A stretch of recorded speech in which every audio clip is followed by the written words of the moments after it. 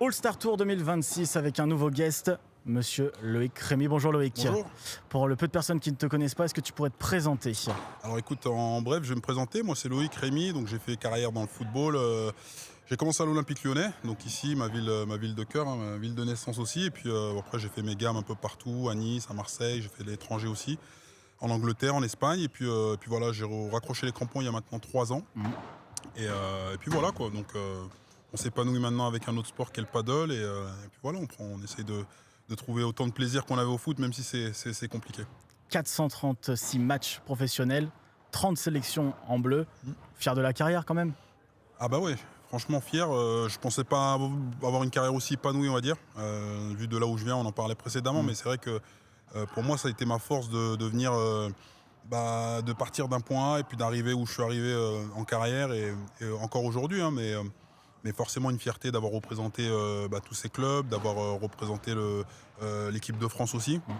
Et puis d'avoir surtout porté ce nom dans mon dos qui avait, j'avais du poids sur le dos parce que c'était toute une famille qui était derrière et les enfants qui sont là aujourd'hui. Donc forcément, il fallait être à la mesure de tout ça. Ouais.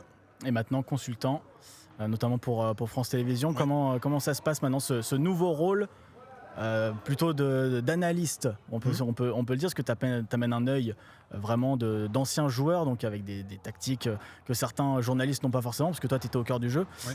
Comment tu arrives du coup à allier l'esprit d'ancien sportif et maintenant de consultant?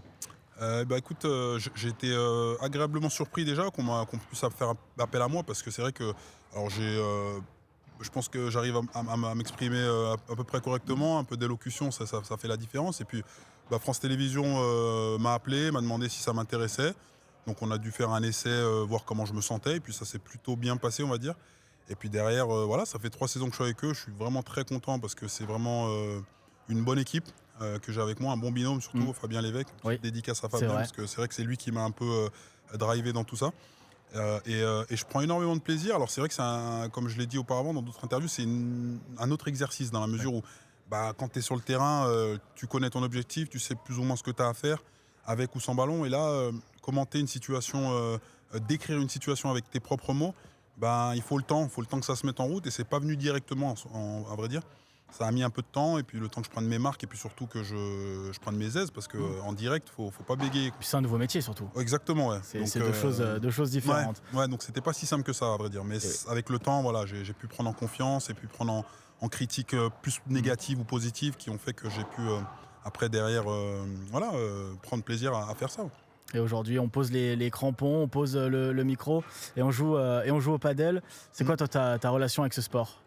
Alors, comme beaucoup d'entre nous ici, hein, je pense que tu vas avoir ça qui va être récurrent, c'est que le paddle, il nous procure une sensation qui est, on va dire, similaire. Ça ne procurera jamais les mêmes sensations Ouais. qu'au foot, mais il y a cette sensation de dépassement de soi, de l'adrénaline, du point qu'on doit marquer, de ne pas craquer sous la pression, même si là on est deux. Donc ça reste quand même un sport co, Oui, hein, oui. on est deux.